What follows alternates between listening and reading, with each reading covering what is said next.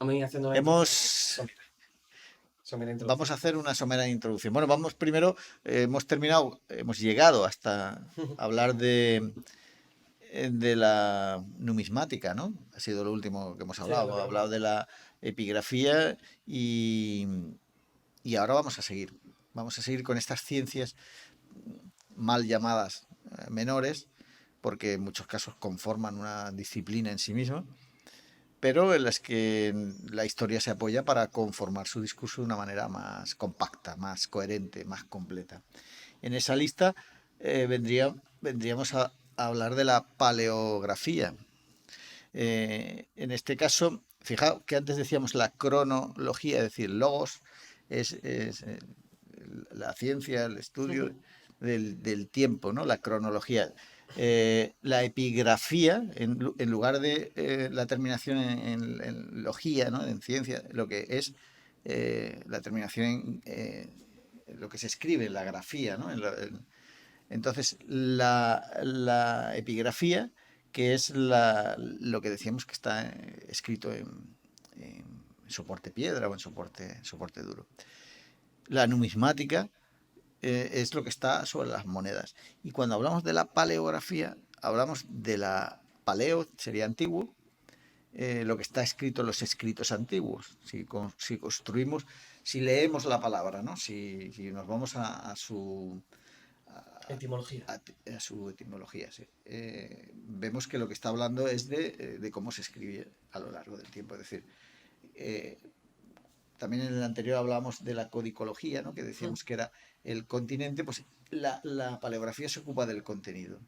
Es decir, cómo se escribe, qué es lo que dice, pero también qué tipo de escritura. Porque la escritura, nosotros parece que consideramos como algo estable, pero en realidad no es nada estable. Quiero decir, si hablamos del castellano, por ejemplo, cuando se lee los textos de castellano antiguo, pues son difíciles de entender, porque ahí, y hablaremos después de la diplomática, que es la que estudia todo esto, pero son difíciles de entender, aunque sean en nuestro mismo idioma. Si eso le añadimos el que pueda ser de otro idioma, pues lo hace más complicado. Aparte de errores, aparte. Entonces, bueno, pues la paleografía estudia es eso, cómo estudiamos, conservamos, preservamos, cómo desciframos todo lo que dice esos textos de otra época. Y, y nos vale cualquier, decíamos, la piedra, o en el caso de, volvemos a la epigrafía, bueno, aquí nos vale normalmente cualquier soporte, pero hablamos de cuero, hablamos de papel, hablamos de cualquier de los elementos en sobre los que se escribía un determinado texto.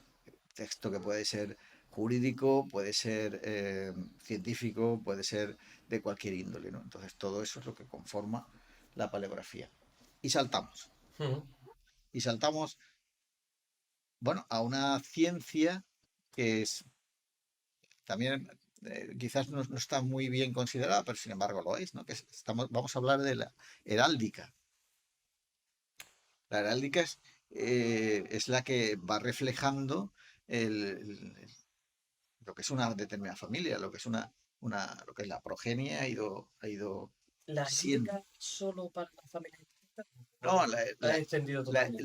la heráldica es para todo el mundo, para cualquiera, porque cualquiera que ha estado en nuestra cultura, hablamos de la cultura cristiana, si se quiere, o la cultura occidental, pues cualquier apellido normalmente ha estado en batalla. Y normalmente estar en batalla significa pues tener un escudo, unas raíces, ¿no?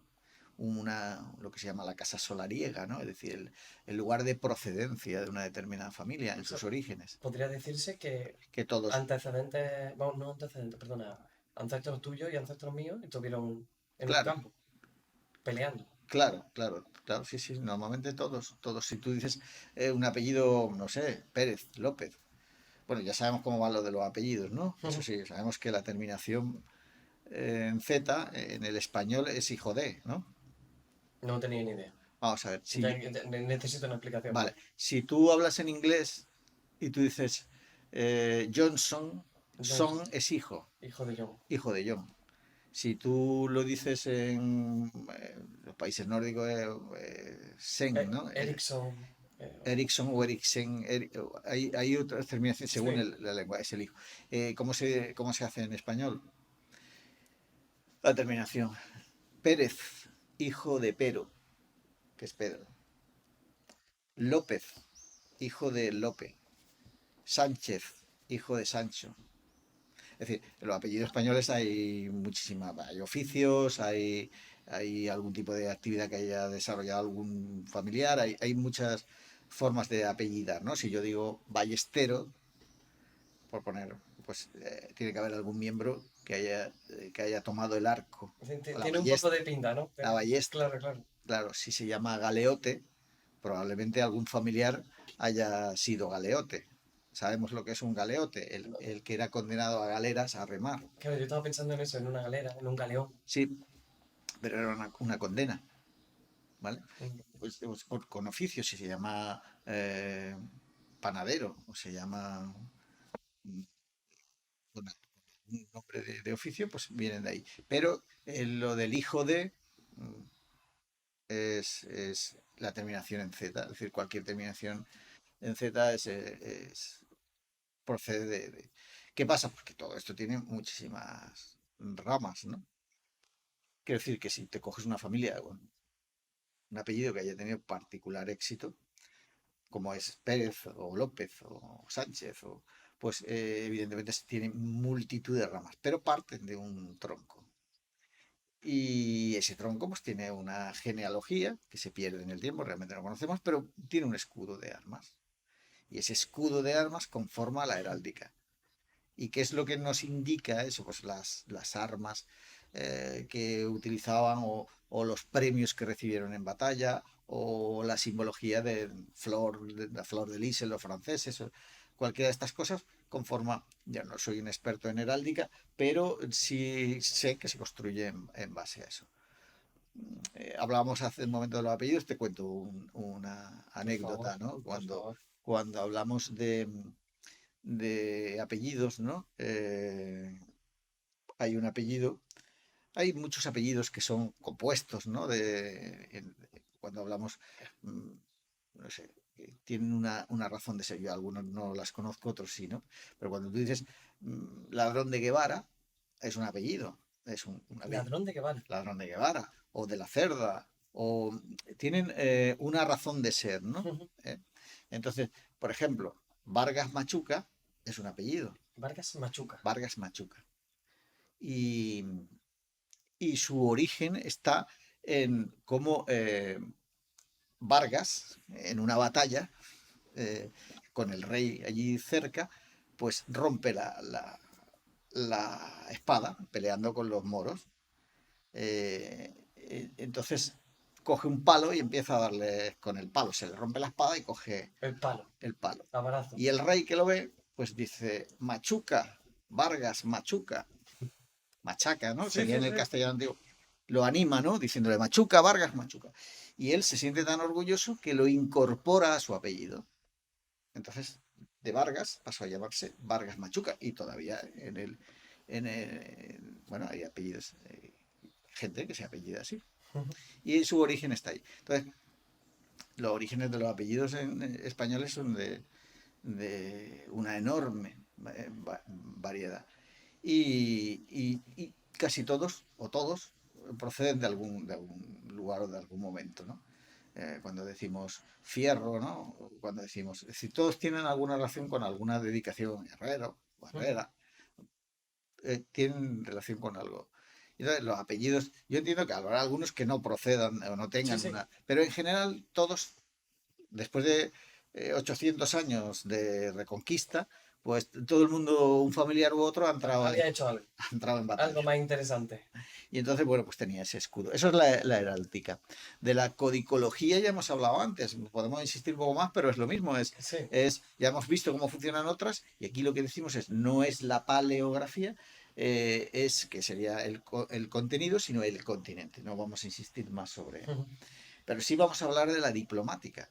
La diplomática es la ciencia que intenta entender lo que yo decía antes eh, de los textos, pero referido específicamente a documentos. Es decir, cuando el rey Fernando el Católico, los reyes, o la reina Isabel, otorga un título, otorga una prebenda, otorga. Eso es un documento que entra a formar parte de la diplomática y que se estudia para saber qué es lo que se hace y lo que no se hace, y cómo se expresa, cómo se dice, cómo se concede, ¿vale?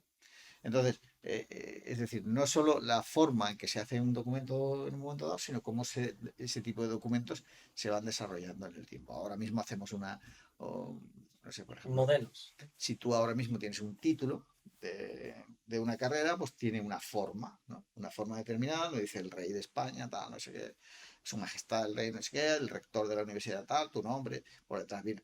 Bueno, pues eso sería traducido, claro, antes lo hacían los escribanos, ya porque hablamos de Tiempo. escribas cuando nos vamos a tiempos pretéritos. Cuando hablamos ya de la Edad Media, hablamos de escribanos, ¿no? De la Edad Media hacia adelante.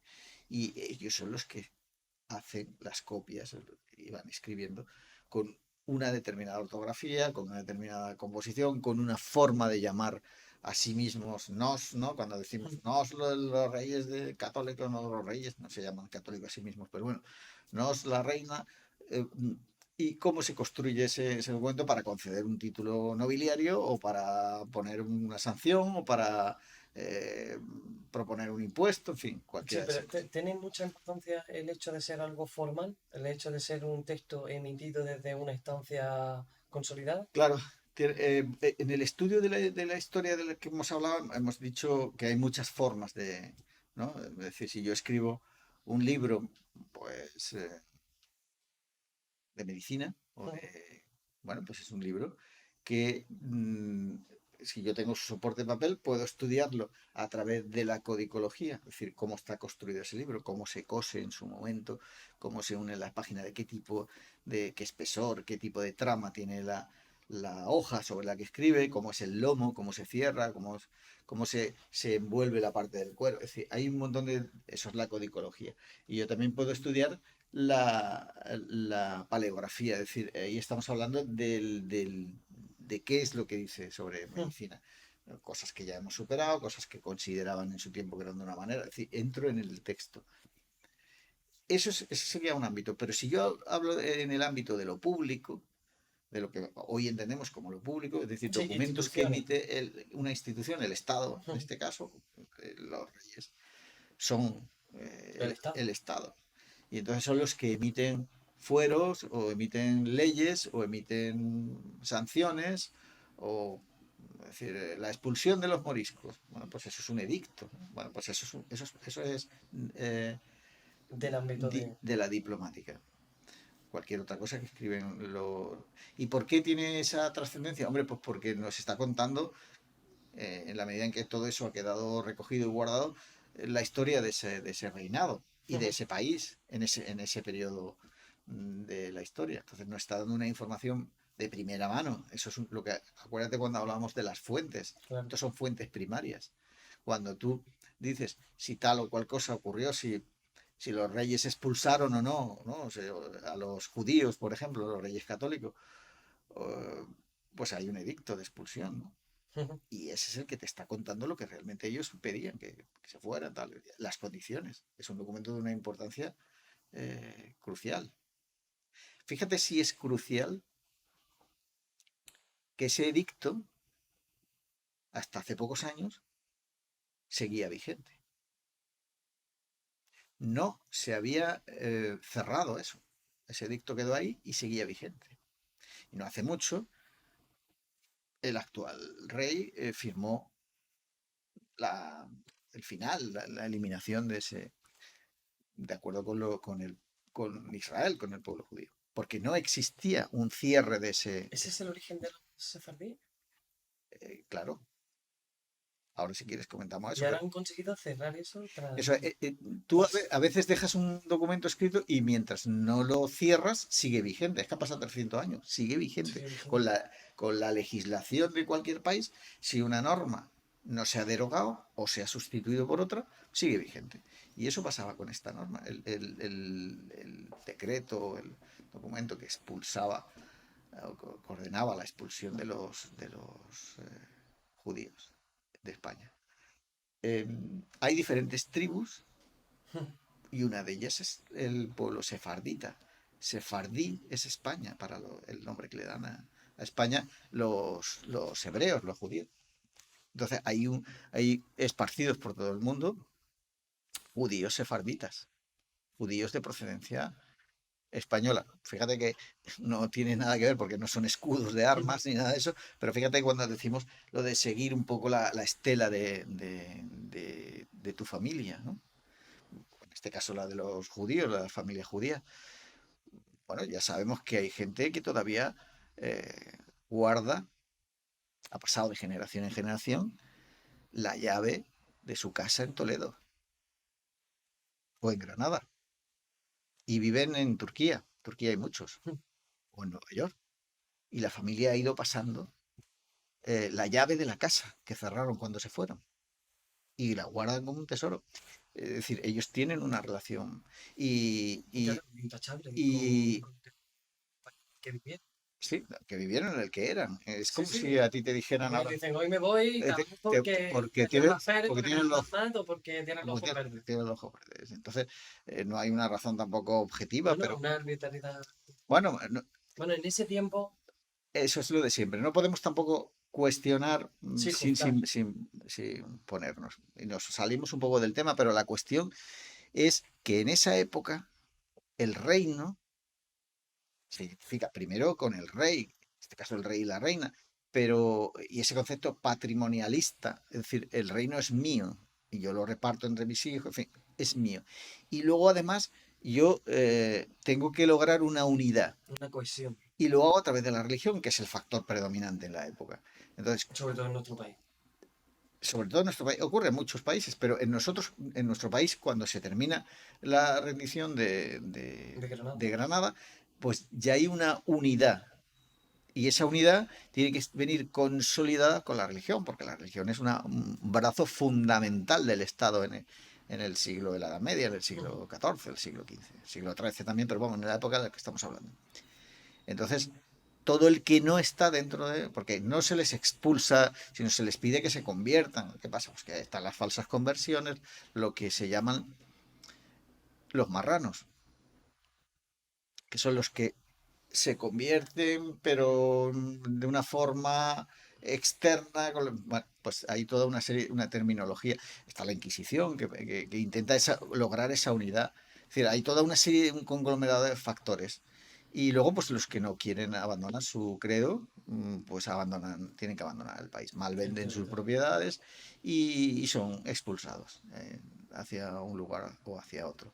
Y ellos conservan sus raíces, pues han vivido durante, no sé, 500 años, durante muchísimo tiempo, y de pronto es decir, son expulsados. Visto desde su punto de vista es salvaje, pero visto desde el punto de vista de la época en la que esto sucede, pues es como bastante normal, Normal, aunque ¿no? nosotros no lo entendamos, pero para ellos sí era normal. Yo quiero mi país, quiero que esté cerrado a otro tipo de religiones, la religión única es la cristiana, y esto es lo que hay.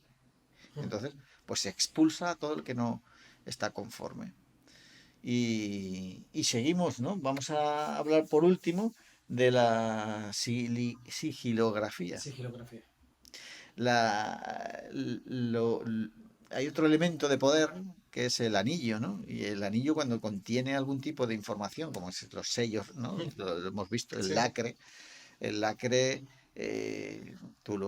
¿no? Es sí, una pasta roja que tú la calientas y entonces se queda como un chicle. Entonces tú imprimes tu sello. tu sello y normalmente para que sea intocable, o sea, no se pueda reproducir de ninguna manera, es tu huella digital, tu firma electrónica, o como tú quieras llamarlo, pues la llevas en el anillo. Y el anillo es el que lleva tú. Entonces, ese estudio también te permite ver cómo funciona los anillos que nos han llegado, cómo ha ido funcionando esos esquemas de poder, ¿no? Y la fuerza que tenía el hecho de que, pues, desde el rey, los nobles, en fin, determinados burgueses, todo esto, todo su poder se expresaba, se plasmaba en el papel a través de ese sello, que no, bueno, también servía para saber que tú si le mandabas a alguien, eso estaba lacrado, es decir, la palabra lacrado procede del lacre que se utilizaba para, es decir, lacrado en el sentido de que nadie lo había Sí, sí. violentado, lo había,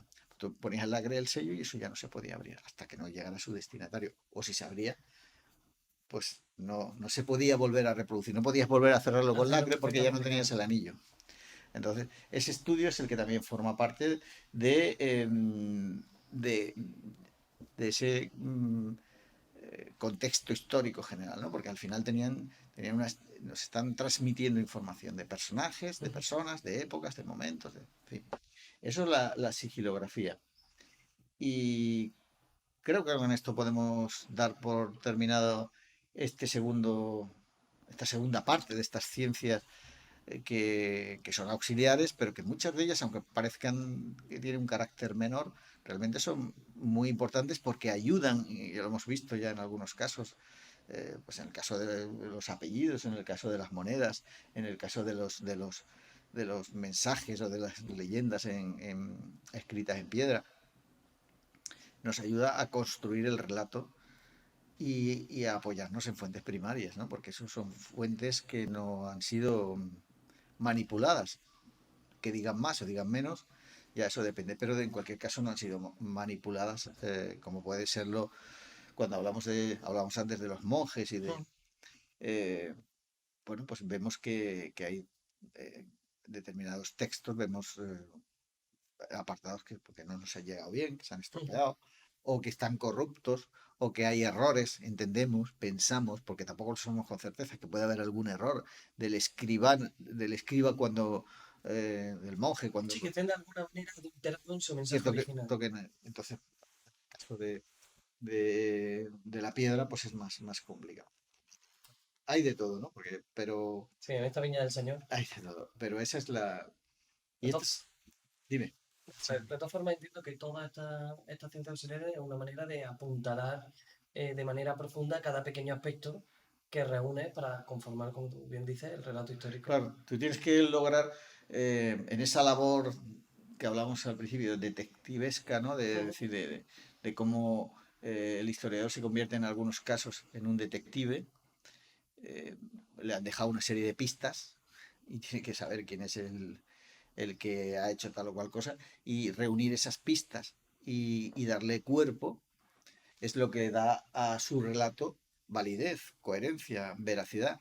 Y claro, esas pistas pueden estar en forma de todo lo que hemos visto aquí, de algún texto, de algún otro que haya escrito y que tenga una referencia a eso. Por eso los estudios, a veces bucear para encontrar una determinada relación es muy complicado y requiere muchas horas de analizar información. O puede estar en una, hablamos antes del CIL, del corpus, donde se recogen todas las inscripciones, o hablamos de las monedas, es decir, todos esos elementos pueden ayudarme a datar o a explicar algo o a ver la situación en la que se encuentra un determinado imperio o una determinada población, si está en auge, si está en declive, si tiene más trascendencia o menos trascendencia. Es decir, por poner otro ejemplo con las monedas, si yo encuentro una moneda de una ciudad que está en el sur de Italia, no sé, o en Sicilia, como Siracusa, y me lo encuentro, eso, en la India, pues está claro que esa moneda ha tenido que llegar ahí de alguna manera, ¿no? Entonces me está dando un indicio de esa conexión, por ejemplo, la ruta de la seda, ¿no? Que es bueno, tenemos Petra, tenemos por el mundo romano, ¿no? Existe, la ruta de la seda existe antes del Imperio Romano, es decir, que me permite conectar determinados ámbitos si lo que estoy buscando es algo relacionado con eso.